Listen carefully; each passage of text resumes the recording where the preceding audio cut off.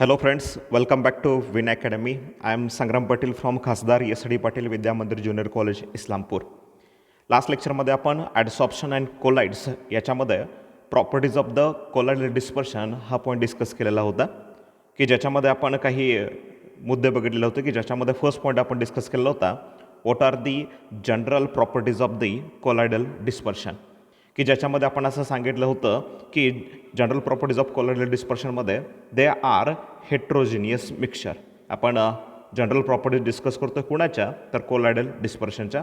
त्याच्यामध्ये first point आपण discuss केला दे are set the heterogeneous it contains dispersed phase and dispersion medium.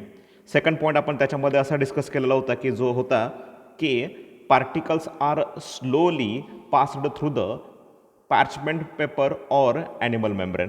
म्हणजे colloidal डिस्पर्शनमधले जे पार्टिकल असतील ते पार्चमेंट पेपर असेल किंवा ॲनिमल मेम्ब्रेन असेल त्याच्यातून स्लोली पास होतील but they are readily pass through the ordinary filter paper. Third point आपण जनरल प्रॉपर्टीच्या मध्ये डिस्कस केलेला होता की particles are not detected by microscope. म्हणजे कोलाइडल डिस्पर्शनमधले जे पार्टिकल असतात ते मायक्रोस्कोप खाली डिटेक्ट होत नाही आहेत. These are set the general properties of colloidal dispersion. Next point आपण डिस्कस केलेला होता optical property of the colloidal dispersion. आणि ह्या ऑप्टिकल प्रॉपर्टीच्या बाबतीमध्ये एक फार महत्त्वाचा इफेक्ट आपण बघितला and it is said the Tyndall effect. हा जो टिंडॉल इफेक्ट होता की ज्याच्यामध्ये आपण सांगितलं की there is a scattering of light by colloidal particles.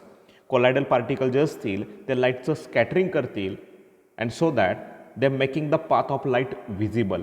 की जेणेकरून कोलाइडल सोल्युशनमधून जी लाईट पास होती आहे त्याचा पाथ आपल्याला त्याच्यामध्ये व्हिजिबल होणार आहे. सोल्युशनच्या बाबतीमध्ये हा पाथ व्हिजिबल होत नाही हे पाठीमागच्या लेक्चरमध्ये आपण बघितलेलं होतं and it is said the Tyndall effect. याच्या व्यतिरिक्त टिंडॉल इफेक्ट कधी घडतो त्याच्यासाठीच्या कंडिशन आपण बघितल्या. त्याच्यानंतर या टिंडॉल इफेक्टचे इम्पॉर्टन्स काय आहेत याच्याबद्दलचं डिस्कशन आपण ऑप्टिकल प्रॉपर्टी मध्ये बघितलेलं होतं. नेक्स्ट आपण पॉईंट डिस्कस केला होता की it is related with the colour of the colloidal dispersion. Colloidal डिस्पर्शनचा कलर कोणता असतो याच्याबद्दल आपण डिस्कस केलं की ज्याच्यामध्ये आपण असं म्हणालो की colour of the colloidal dispersion is due to the wavelength of scattered light. Scattered लाईटची जी वेव्हलेंथ असेल त्याच्यानुसार त्या कोलाइडल डिस्पर्शनचा कलर असू शकतो. किंवा त्याच्यामध्ये आपण असं पण बोललेलो होतो की colour of the colloidal dispersion depends on way of receiving the light by the observer. म्हणजे हा जो ऑब्झर्वर आहे की जो बघत आहे हे कोलाइडल डिस्पर्शन त्याच्याकडून ती लाईट कशा पद्धतीने रिसीव्ह केली जाते त्याच्यानुसार त्या कोलाइडल डिस्पर्शनचा कलर ठरू शकतो. If there is a scattering of light म्हणजे आपण असं बघितलेलं होतं की जर ऑब्झर्वरनं ती लाईट रिसीव्ह करताना ती लाईट जर स्कॅटर झालेली असेल तर ते जे कोलाइडल डिस्पर्शन असेल it appears to be the blue in colour. तिथं आपल्याला त्याचा ब्ल्यू कलर दिसेल. And when there is a transmission of light takes place जर तिथं लाईटचं ट्रान्समिशन होत असेल तर it appears to be the red in colour. म्हणजे कलरच्या बाबतीमध्ये आपण सांगितलं की colour of the dispersion colloidal dispersion depends on wavelength of scattering light. याच्या व्यतिरिक्त ऑब्झर्वर कशा पद्धतीने ती लाईट रिसीव्ह करतोय if there is a scattering of light takes place it appears to be blue. When there is a transmission of light takes place it is appears to be the red. हे point आपण कालच्या लेक्चरमध्ये discuss केलेले होते. याच्या व्यतिरिक्त colour of the colloidal dispersion depends on size of particles. म्हणजे त्याच्यासाठी आपण एक एक्झाम्पल बघितलं होतं गोल्ड सोलचं की ज्याच्यामध्ये मी तुम्हाला असं सांगितलं की फाईन पावडर असेल किंवा स्मॉल साईजचे जर गोल्ड सोल असतील they are appears to be the red in colour. आणि जर यांची साईज बिग होत असेल डिस्पर्शन मीडियममधल्या पार्टिकलची साईज जर बिग होत असेल they are appears to be the purple in colour. These are the points we discussed in last lecture. पाठीमागच्या लेक्चरमध्ये हे सगळे पॉईंट आपण डिस्कस केलेलं होतं. आजच्या लेक्चरमध्ये ज्या रिमेनिंग प्रॉपर्टीज आहेत की ज्याच्यामध्ये आपण फर्स्ट प्रॉपर्टी बघणार आहे it is a related to the kinetic property. Next one is the की ज्याच्यामध्ये इलेक्ट्रिकल प्रॉपर्टीज असतील. लास्ट पॉईंट आपण जो बघणार आहे तो असणार आहे कोॲग्युलेशनचा. म्हणून आजच्या लेक्चरला आपण कायनेटिक प्रॉपर्टी इलेक्ट्रिकल प्रॉपर्टी आणि कोॲग्युलेशनचा काही पार्ट ह्या सगळ्या गोष्टी डिस्कस करणार आहोत. So let start with the kinetic property. पाठीमागच्या लेक्चरपर्यंत हे 3 मुद्दे आपण डिस्कस केले होते. आजच्या लेक्चरपासून आपण ह्या 3 मुद्द्यांच्याबद्दल डिस्कस करतो. In today's lecture we will complete the whole chapter. हा सगळा चॅप्टर उद्याच्या लेक्चरमध्ये पूर्णपणे संपवलेला असेल. So we start with kinetic property. What is kinetic property? Kinetic, it is the word which is related with the motion. म्हणजे एखादा particle, एखादा सबस्टन्स जर मोशनमध्ये असेल तर त्यासाठी कायनेटिक हा वर्ड वापरतो आपण. आणि या कायनेटिक प्रॉपर्टीच्या बाबतीमध्ये फार महत्त्वाचा मुद्दा आजच्या लेक्चरला आपण डिस्कस करणार आहे आणि it is related with the Brownian motion. Actually Robert brown या सायंटिस्टच्या नावानं ही ब्राउनियन मोशन ओळखलं जातं. So let's see what is the kinetic property, की ज्याच्यामध्ये हा जो सायंटिस्ट आहे की ज्याचं नाव आहे रॉबर्ट ब्राउनियन. ॲक्च्युली हा जो रॉबर्ट ब्राउनियन आहे he was the British botanist की ज्यानं पहिल्यांदा पोलन ग्रेनच्या बाबतीमध्ये ही ब्राउनियन मुवमेंट किंवा जे आपण आता कायनेटिक मोशन जी सांगणार आहे ती पहिल्यांदा ऑब्झर्व केली. पोलन ग्रेनच्या बाबतीमध्ये हे ऑब्झर्वेशन पहिल्यांदा ज्या सायंटिस्टनं केलं त्या सायंटिस्टचं नाव आहे रॉबर्ट ब्राउन आणि त्याच्या नावानं ही मोशन ब्राउनियन मोशन या पद्धतीनं ओळखले जाते. So what is the Brownian motion? तर याच्यामध्ये डेफिनेशन तुम्हाला इथे दिसतीये. The colloidal or microscopic particles undergo ceaseless random zigzag motion in all directions in a fluid is called as the Brownian motion. म्हणजे ह्याच्यामध्ये काय नेमकं घडतं तर जे कोलायडल डिस्पर्शनमधले जे पार्टिकल्स आहेत, इथं तुम्ही हे वेगळ्या प्रकारचे पार्टिकल बघू शकता. दे आर रॅन्डमली मूव्ह होत आहेत. ते कोणत्याही दिशेला कोणत्याही बाजूला सिजलेस झिगझॅग मॅनरनं म्हणजे कशाही पद्धतीने ते इकडे तिकडे फिरत आहेत. ही जी मोशन आहे त्या मोशनला आपण ब्राउनियन मोशन असं म्हणू शकतो. म्हणून याच्यापासून डेफिनेशन मी पुन्हा एकदा रिपीट करतो. The colloidal or microscopic particles. हे बघा, ही जी मोशन आहे ते कोण दाखवतात तर हे मोशन दाखवतात कोलायडल किंवा मायक्रोस्कोपिक पार्टिकल्स. आणि हे कुठं असतात तर इन अ फ्लुइड. म्हणजे थोडक्यात काय तर जेव्हा कोलायडल डिस्पर्शन तयार होणार आहे तेव्हा त्याच्यामध्ये एक फेज असणार आहे आणि दुसरं असणार आहे ते मीडियम. ॲक्च्युली हे मीडियम आहे ते फ्लुइड म्हणून इथं काम करतं आणि फेज जी असेल त्याच्यामधले जे पार्टिकल असतील they undergoes ceaseless random zigzag motion.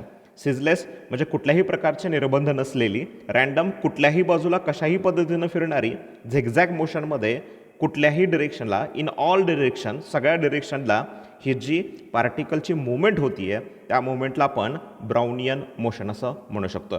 So what is the definition? The definition is the colloidal or microscopic particles undergoes ceaseless random zigzag motion in all directions in a fluid is called as the Brownian motion.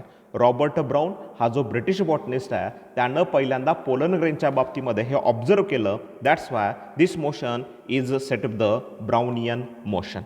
आणि या Brownian मोशनच्या बाबतीमध्ये फार छान explanation एका सायंटिस्टनं दिलं की ज्याचं नाव आहे अल्बर्ट आइन्स्टाईन. आता आपण इथं बघतो what are the causes of Brownian motion. हे जे ब्राउनियन मोशन घडते त्याच्या पाठीमागचे नेमके कारणं काय आहेत? What are the causes behind it? So first point इथं आपण बघू शकता की constant collision of particles of dispersion phase with the fast moving molecules of the dispersion medium that is fluid. मी आत्ताच तुम्हाला असं सांगितलं की आपण जेव्हा कोलायडल डिस्पर्शन बनवायला जाणार आहे तेव्हा त्याच्यामध्ये दोन गोष्टी असणार आहे. एक असणार आहे कोलायडल फेज आणि दुसरा असणार आहे colloidal medium. Dispersed phase and dispersed medium अशा दोन गोष्टी असणार आहेत. ही जी फेज असेल त्याच्यामध्ये जे पार्टिकल्स असतात ते ही ब्राउनियन मोशन दाखवतात. आणि याच्या पाठीमागचं रिझन काय सांगतात? देर is a constant collision of particles.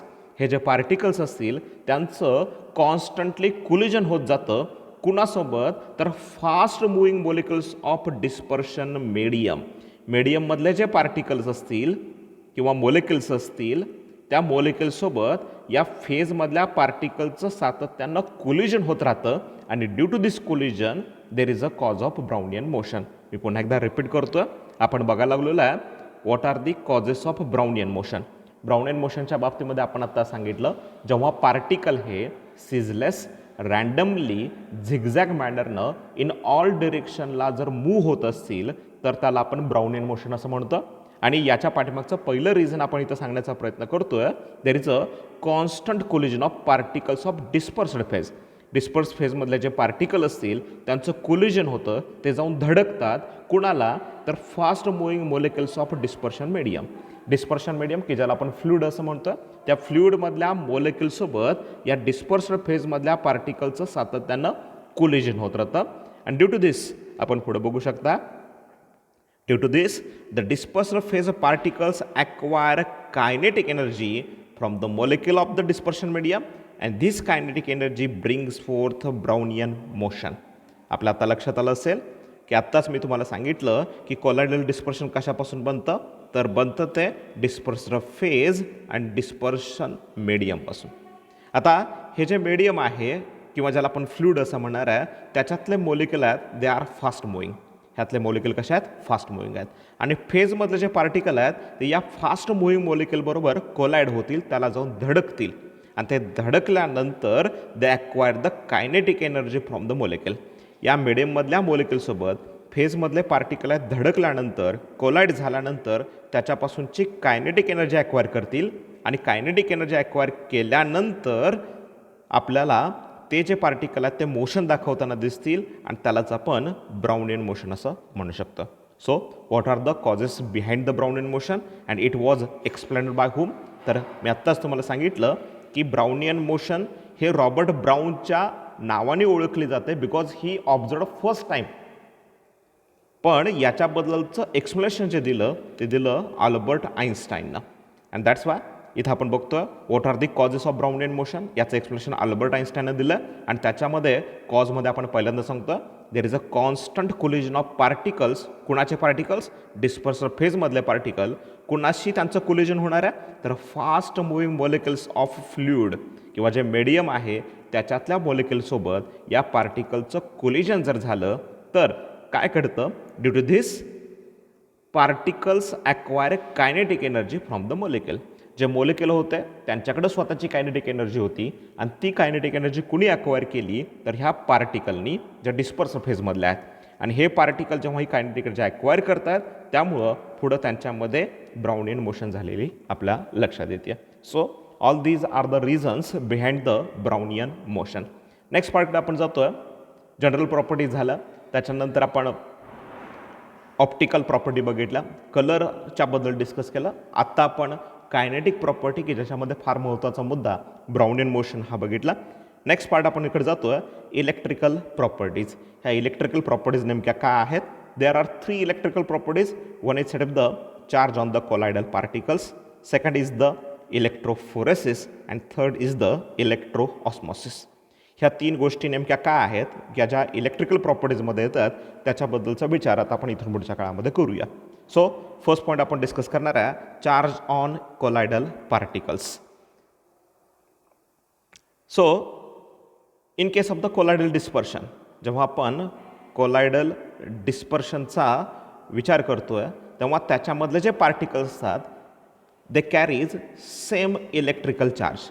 म्हणजे ह्या कोलायडल डिस्पर्शनमधले जे काही पार्टिकल असतील त्या सगळ्यांच्यावरती एकसारखाच चार्ज असतो. It may be a positive or negative.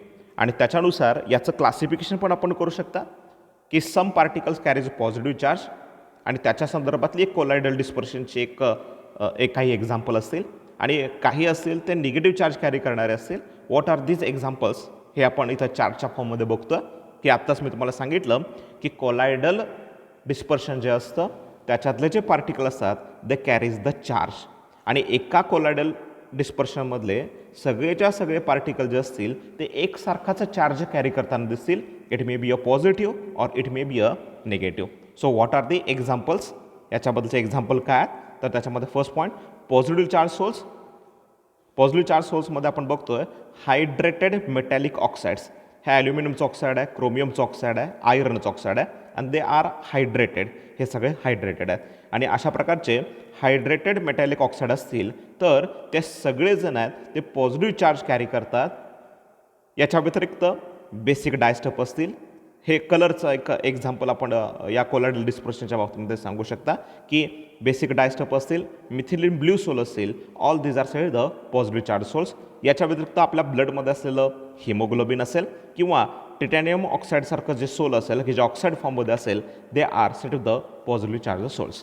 तुम्ही लक्षात काय ठेवायचं आहे तर आपण सांगतोय की कोलायडल पार्टिकल जे असतात त्याच्यातले जे पार्टिकल आहेत ते सगळेजण एकसारखाच चार्ज कॅरी करतात. मग तो पॉझिटिव्ह असू शकतो किंवा तो निगेटिव्ह असू शकतो. मग अशा पॉझिटिव्ह चार्जचे जे सोलचे एक्झाम्पल आहेत ते कोणते तर फर्स्ट आपण सांगितलं हायड्रेटेड मेटॅलिक ऑक्साईड म्हणजे वॉटरसोबत जे मेटलचे ऑक्साईड असतात ते पॉझिटिव्ह चार्ज सोल म्हणून ओळखतो. याच्यात बेसिक डायस्टप असतील, मिथिलिन ब्लू सोल असेल, हिमोग्लोबिन जे ब्लडमध्ये आपण सांगतो, these are set the positive charge sols. याच्या व्यतिरिक्त टिटॅनियम ऑक्साईडचे एक सोल हे सुद्धा पॉझिटिव्ह चार्ज सोल म्हणून ओळखलं जातं. What are the examples of negatively charge sols? Negative charge sol जे असतील त्याचे एक्झाम्पल कोणते? तर simple metals, copper, silver, gold sol, metallic sulphide AS2S3 असेल, SB2S3 असेल किंवा CDS असेल, हे जे सल्फाईडचे ओरस असतील ते निगेटिव्ह चार्ज सोल म्हणून ओळखले जातात. याच्या व्यतिरिक्त आपण पॉझिटिव्हमध्ये सांगितलं बेसिक डायस्टप, निगेटिव्ह चार्ज सोलच्या बाबतीमध्ये आपण सांगतोय acid dyestuff, eosin, Congo red sols. All these are colours, हे सगळे कलर आहेत, फ्लोरोसंट कलर म्हणून ह्यांना ओळखलं जातं. याच्या व्यतिरिक्त स्टार्च आणि गमचं जे सोल असेल, म्हणजे डिंक असेल किंवा स्टार्च असेल, they are set the negative charge sols. याच्या व्यतिरिक्त gelatin, clay, gum sols, these are set the examples of negatively charge sols. Gelatin actually it is one type of protein की जे वॉटर सोल्युबल असतं आणि हे सुद्धा negative charge soul म्हणून ओळखलं जातं. सो आपण आत्ताच्या लेक्चरला बघतोय की चार्ज ऑन कोलॉइडल पार्टिकल्स. आपण इलेक्ट्रिकल प्रॉपर्टीज बघतोय कोलॉइडल डिस्पर्शनच्या, आणि त्याच्यामधला फर्स्ट पॉईंट डिस्कस करतोय चार्ज ऑन कोलॉइडल पार्टिकल्स. इथं आपण स्टेटमेंट असं म्हणतोय, particles in colloids carry same electrical charge. It may be a positive or it may be a negative. There are some examples की ज्याच्यामध्ये पॉझिटिव्ह चार्ज सोलचे काही आहेत आणि काही निगेटिव्ह चार्ज आहेत. Hydrated metallic oxide, basic dyestuff, methylene blue souls, haemoglobin, titanium oxide हे positive charge sols आहेत. निगेटिव्ह चार्ज सोल्स मेटल सांगतो आपण copper, silver, gold, metallic sulphide असतील, ॲसिड डायस्टप असेल, eosin, Congo red sol, sols of starch, gum, gelatin, clay, all these are examples of negatively charge sols. So electrical प्रॉपर्टीजमध्ये आपण next फार महत्त्वाचा मुद्दा इथं डिस्कस करायला जातो आहे, and it is a electrophoresis. What is electrophoresis? हे इलेक्ट्रोफोरेसिस म्हणजे नेमकं काय आहे याच्याबद्दल इथं तुम्ही डायग्राम एक बघू शकता की there is a U shaped tube. ही एक अशी यू शेप्ड ट्यूब तुम्हाला इथं असलेली लक्षात येते. Contains 2 platinum electrodes dripped in a colloidal solution. इथं तुम्हाला सहज लक्षात येईल की एक यू शेप्ड ट्यूब आहे आणि याच्यामध्ये 2 इलेक्ट्रोड आहेत आणि बोथ आर ऑफ प्लॅटिनम. हे दोन्हीच्या दोन्ही इलेक्ट्रोड कशाचे आहेत? प्लॅटिनमचे आहेत, and they are dipped in a colloidal solution. हे सगळं जे दिसतंय ते तुम्हाला कोलॉइडल सोल्युशन आहे. इथं सांगतो आपण term electrophoresis. It content you shaped tube containing 2 platinum rod dipped into the colloidal solution. आता याच्या बाबतीमध्ये आपण असं म्हणतो when electrode potential is applied across the 2 electrodes. हे जे 2 इलेक्ट्रोड्स आहेत याच्या भोवती जर इलेक्ट्रिक पोटेन्शियल जर आपण अप्लाय केलं तर काय होऊ शकतं?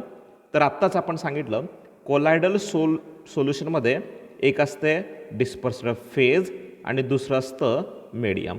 आणि आता आपण पहिला पॉईंट इलेक्ट्रिकल प्रॉपर्टीजमध्ये डिस्कस केला, they carries the charge. It may be a positive or it may be a negative. आपण सांगितलं की कोलॉइडल सोल्युशनमध्ये चार्ज असतो, मग तो पॉझिटिव्ह असेल किंवा निगेटिव्ह असेल. जेव्हा इलेक्ट्रिक पोटेन्शियल ह्या 2 इलेक्ट्रोडच्या अक्रॉस क्रिएट केलं जाईल, अप्लाय केलं जाईल, तेव्हा हा इलेक्ट्रोड ॲनोड म्हणून काम करेल आणि हा इलेक्ट्रोड कॅथोड म्हणून, की ज्याच्यावरती चार्ज पॉझिटिव्ह आहे आणि ॲनोडकडे चार्ज निगेटिव्ह आहे. आणि हे सगळं झाल्यानंतर याच्यातले जे पार्टिकल असतील, suppose it contains all particles with negative charge, म्हणजे कोलॉइडल सोल्युशनमधले जे पार्टिकल्स आहेत ते सगळेजण एकसारखाच चार्ज कॅरी करतात आणि सपोज त्यांचा चार्ज हा निगेटिव्ह असेल, तर all these particles are moving towards positive charge cathode. आणि इथं ते डिपॉझिट झालेले पार्टिकल तुम्हाला लक्षात येतील. आणि ही जी प्रोसेस आहे त्याला म्हणतो आपण इलेक्ट्रोफोरेसिस. इथं तुमच्या सहज लक्षात येईल, if there are a positive charge particles, जर पॉझिटिव्ह चार्ज पार्टिकल्स जर असतील, they R moving towards, actually हा ॲनोड पाहिजे होता, इथं आपण जरा थोडंसं बुकमध्ये प्रिंटिंग मिस्टेक झालेलं दिसतं. इथं ॲनोड घ्या आणि हा निगेटिव्ह चार्ज हा कॅथोड असेल. Positive charge particles are moving towards cathode, म्हणजे जर पॉझिटिव्ह चार्ज यांच्यावरती असेल तर निगेटिव्ह चार्जच्या कॅथोडकडे हे शिफ्ट होतील किंवा मूव्ह होतील.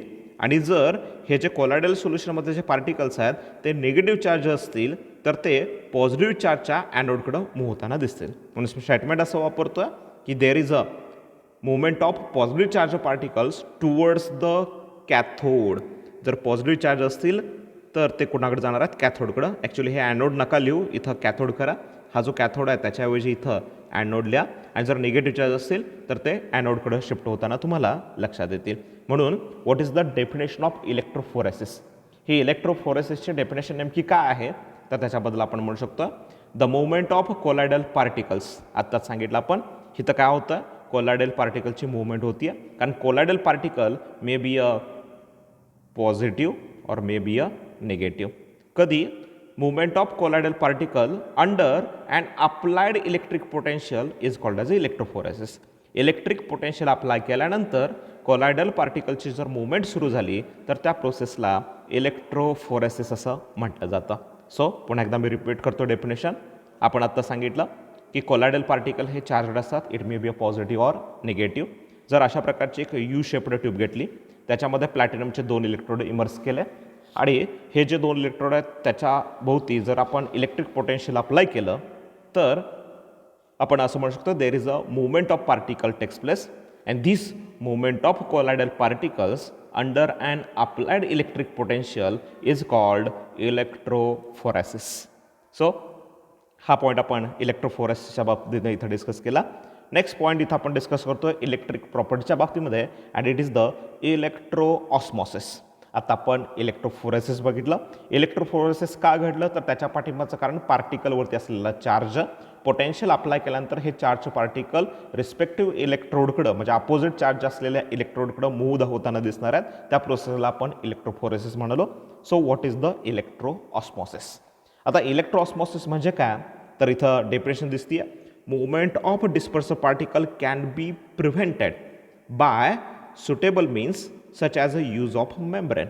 म्हणजे आत्ता आपण सांगितलं की सपोज हे चार्ज पार्टिकल्स आहेत आणि या सगळ्यांच्यावरती निगेटिव्ह चार्ज आहे आणि इथं पॉझिटिव्ह इलेक्ट्रोड आहे. ॲक्च्युली इलेक्ट्रोफोरेसिसच्या रूलप्रमाणे हे सगळे पार्टिकल आहेत ते इकडं शिफ्ट व्हायला पाहिजे होतं किंवा मुवमेंट दाखवायला पाहिजे होतं. त्यांनी इलेक्ट्रोफोरेसिस दाखवायला पाहिजे होतं. पण जर आपण हे प्रिव्हेंट केलं आता हे प्रिव्हेंट करण्यासाठी काय करू शकता तर इथं त्यांनी स्टेटमेंट दिलं आहे bye suitable means such as a user of membrane.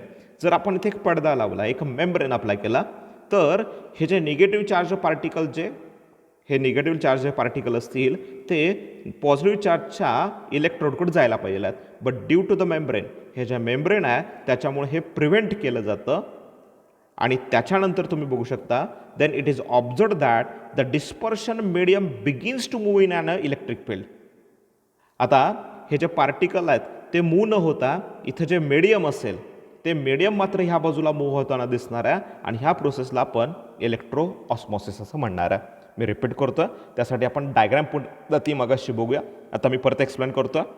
इलेक्ट्रोफोरेसिसमध्ये काय तर हे कोलायडल सोल्युशन आहे. कोलायडल सोल्युशनमध्ये कोण असतं तर डिस्पर्स्ड फेज असते आणि दुसरं डिस्पर्शन मीडियम असतं. आता जेव्हा इलेक्ट्रिक पोटेन्शियल अप्लाय केलं जातं अक्रॉस दिस 2 इलेक्ट्रोड्स फेजमधले जे पार्टिकल्स असतील ते तुम्हाला इथं मूव्ह होताना दिसतील. कुठल्या बाजूला तर ज्या बाजूला त्याचा अपोजिट चार्जचा इलेक्ट्रोड असेल त्या बाजूला. म्हणजे जर इथं बघू शकता हा इथं पॉझिटिव्ह चार्ज हा ॲनोड असेल हा पॉझिटिव्ह चार्ज ॲनोड आहे त्याच्याकडं निगेटिव्ह चार्जचे जे पार्टिकल आहेत ते तुम्हाला इथं मूव्ह होताना दिसतात. जर आपण असं म्हणालो की हे जे मुवमेंट आहे इथं जर मी एक मेम्ब्रेन अप्लाय केलं इथं मी जर एक मेम्ब्रेन असं बसवलं तर आपल्या असं लक्षात येईल की हे जे पार्टिकल इकडं जायला पाहिजे आहेत त्यांचं या इलेक्ट्रोडकडं जाणं हे प्रिव्हेंट केलं जातं. पण हे प्रिव्हेंट केल्यानंतर त्या मीडियममधले जे पार्टिकल असतात किंवा मोलिक्युल असतात आता मी सांगतो बघा फेजमधले जे पार्टिकल्स असतील त्यांना ह्या मेम्ब्रेनमुळं इकडं जाता येणार नाही आहे आणि त्यामुळं आता मी असं सांगतो मीडियममधले जे मोलिक्युल्स असतील they can be pass through it. म्हणजे बघा मी काय सांगतो आपण असा विचार करूया की ह्याच्यातले जे मोलिक्युल्स असतील बघा मोलिक्युल जे असतील ते मात्र इथून पास व्हायला सुरुवात होतील आणि हा जो काही प्रकार असेल त्याला आपण म्हणतोय इलेक्ट्रो ऑस्मॉसिस. म्हणजे फेजमधले पार्टिकल जाणार नाहीत ते प्रिव्हेंट केले जातील पण मीडियममधले जे मोलिक्युल असतील ते मात्र इथून ह्या मेम्ब्रेनमधून इकडे पास होताना दिसतील आणि हा जो काही प्रकार आहे त्याला आपण इलेक्ट्रो ऑस्मॉसिस असं म्हणू शकतो. So what is the definition the movement of dispersed particle can be prevented. म्हणजे डिस्पर्स्ड पार्टिकल जे असतील त्यांची मुवमेंट काय केली आहे प्रिव्हेंट केली आहे. कशाचा वापर करून बाय युझिंग सुटेबल मेम्ब्रेन. मेम्ब्रेनचा वापर करायचा आणि पार्टिकलची जी मुवमेंट आहे इलेक्ट्रिक फील्ड अप्लाय केल्यानंतरची ती प्रिव्हेंट करायची. पण त्यावेळी असं घडतं की डिस्पर्शन मीडियम आहे begins to move in an electric field. Dispersion medium मात्र तुम्हाला तिथं मूव्ह होताना दिसणार आहे. And this term is electro osmosis. याला आपण इलेक्ट्रो ऑस्मॉसिस असं म्हणतो. मी पुन्हा एकदा रिपीट करतो आहे. इथं आहे आपलं कोलायडल डिस्पर्शन की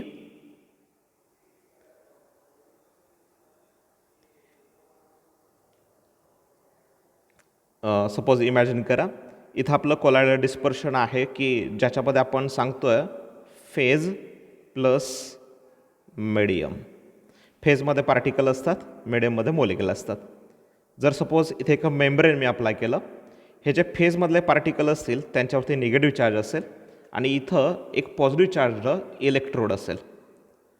तर ॲक्च्युली काय व्हायला पाहिजे आहे, तर ह्या फेजमधले जे पार्टिकल आहेत ते या पॉझिटिव्ह चार्ज इलेक्ट्रोडकडं मूव्ह व्हायला पाहिजे आहेत, की ज्याला आपण इलेक्ट्रोफोरेसिस असं म्हणतो.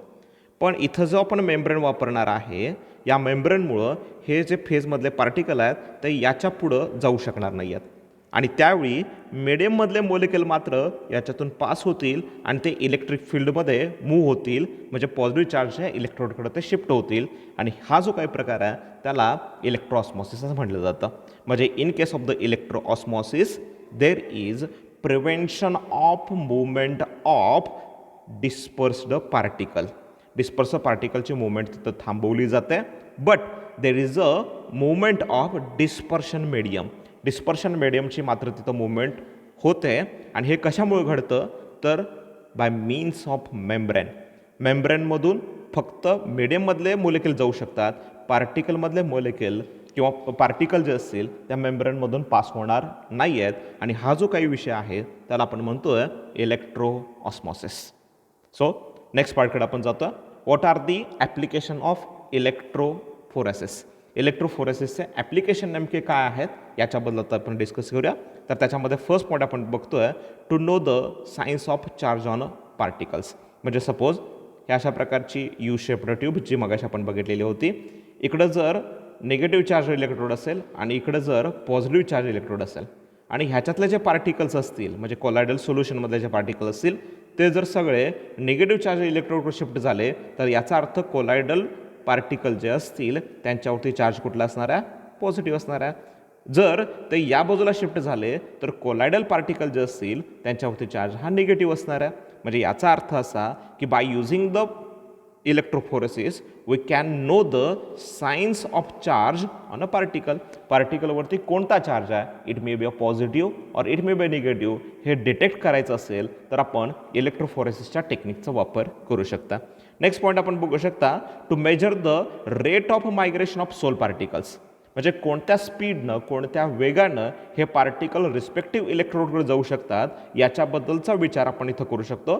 To measure the rate of migration म्हणजे किती स्पीडनं किती वेगानं कोणत्या रेटनं ते पार्टिकल रिस्पेक्टिव्ह इलेक्ट्रोडकडे जातील ते मेजर करण्यासाठी आपण इलेक्ट्रोफोरेसिसचा वापर करू शकतो. नेक्स्ट ॲप्लिकेशनमध्ये बघू शकता to separate the mixture of colloidal particles. Colloidal particle जर मिक्सचरपासून बनला असेल, सपोज आपण इमॅजिन करूया ही ती मगाशी यू शेप्ड ट्यूब असेल की ज्याच्यामध्ये सपोज दोन सोल्युशन असेल, एक कोलायडल सोल्युशन फर्स्ट आणि दुसरं कोलायडल सोल्युशन सेकंड.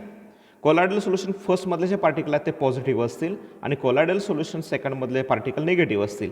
तर हे मिक्सचर इथं घेतलं, इथं इलेक्ट्रोड इमर्स केला, इलेक्ट्रिक फील्ड अप्लाय केलं तर तुमच्या लक्षात येईल की जे पॉझिटिव्ह असतील ते एका इलेक्ट्रोड जातील आणि निगेटिव्ह असतील ते एका इलेक्ट्रोड जातील, की जेणेकरून we can separate mixture of colloidal particle. Colloidal पार्टिकलचं जर मिक्सचर असेल ते आपण सेपरेट करायचं जर असेल तर आपण इलेक्ट्रोफोरेसिस टर्म वापरू शकतो.